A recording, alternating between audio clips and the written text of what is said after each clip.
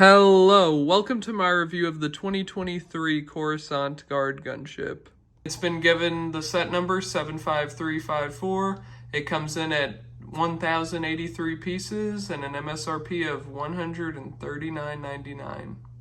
Here we're starting off with a brand new Palpatine minifigure, which has a really nice dress piece underneath him that is printed on both sides, and it has a continuous print of his red dress, and I think it looks really great. And he also has a more insidious alternative face print. Then we do get a really good Padme minifigure, but strangely enough, they actually chose her to wear her Season 1 outfit, which just isn't accurate to the source material. It's a good minifigure nonetheless, but it's just one of those examples where it's a good minifigure that doesn't really fit.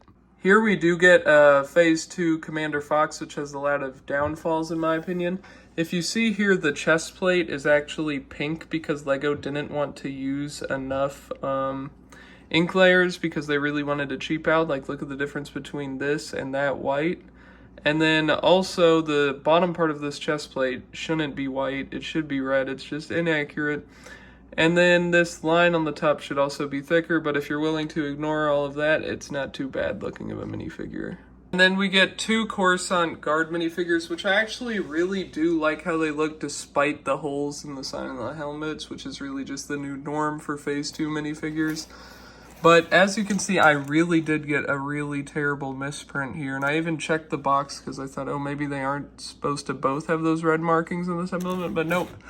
This is just a really bad misprint, and it's unfortunate, but, you know, I'm going to contact them, and I'm sure LEGO will replace it. Moving on to the Coruscant Guard Gunship, I actually really do like this set, but it does have a few really kind of big cons, so I'm going to get those out of the way.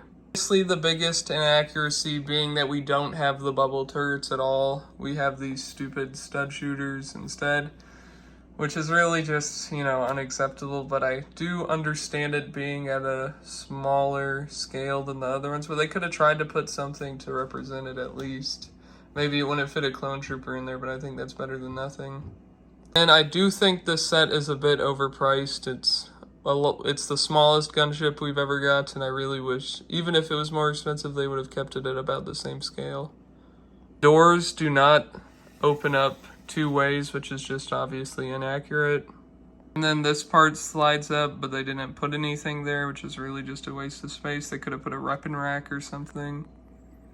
One, I know this set is selling really well, and I think it sets a really good precedent for more niche LEGO sets, or just more specific vehicles rather than just getting like, oh, an X-Wing, like vehicles like Captain Rex's Y-Wing, Thrawn's Star Destroyer. I think this really opens up the possibility for those sets, and I think that's a good thing, and I think we're going to get a lot more cool, specific LEGO sets in the future, and I think that's a great thing. Overall, I really just think this set looks great, and I'm going to start with the pros. For one, this set right here has a handle that you just pull out, and it is really sturdy. The set's a little bit back heavy, but that's not a big issue. But as you can see here, it's not going anywhere. It's a really sturdy handle, makes it easy to move. The back ramp does open up. You get these little storage containers on each side where you could put a blaster or thermal detonators or just whatever you wanted. The clones look really good in their pilot positions. You can pretty easily fit about 3 to 4 minifigures on each side of the gunship. I really do like the build of each wing, and I think it's quite sturdy on both sides, and I love this build.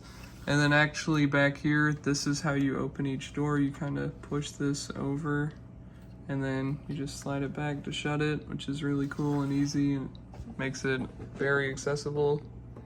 This set has a really appealing colorway, and I really do recommend it even at $140, but it will go on sale for $112, similar to the ATTE, sometime after Christmas.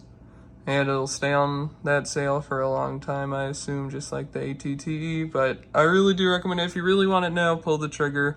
You won't be disappointed, especially if you know the flaws going into it. But yeah, I love this set. And that wraps up my review. I hope you enjoyed it, and have a good rest of your day. Thank you for your time.